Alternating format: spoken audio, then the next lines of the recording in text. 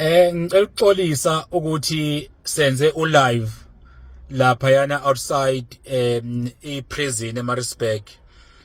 Abaningi bathi bengezwa ku live ebekade ngiwenza lapha yana. In summary nje bafowethu ukuthi namhlanje besivakashele ubaba uDlamini, igama lakhe kuthiwa uGugu, lo okwavula idaba lwakhe lokuthi uboshelwe icala le rape athi akalenzanga. Baba uDlamini namanje usamile kulokho, kodwa angikusho ke ukuthi okwethu noma okwami njengomholi akukhona ukwahlulela noma ngithi ubani wrong ubani right. Okwami uqinisekisa ukuthi ubulungiswa buyenzeka. So uma ubaba uDlamini ukuthi uboshelwe icala ngalenzanga, kumzomele athole ubulungiswa.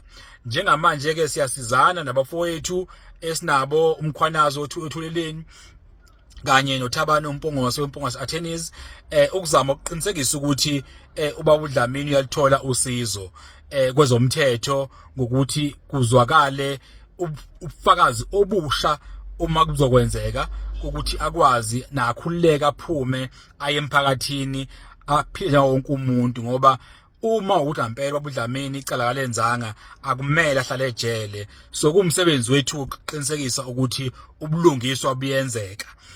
Ahlonipheke iprocess bafowethu, singavumeli ukuthi singene eindabeni ezomndeni. Okwethu thina uqinisekisa ubulungiswa kuphela.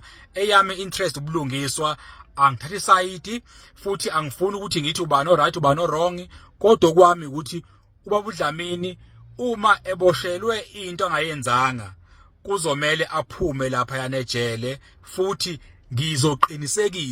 sizoqinisekisa ukuthi uyaphuma ejele uma leli cala ngempela kuukuthi ubufakazi buyavela bokuthi icala akalenzanga aboshelwe lona.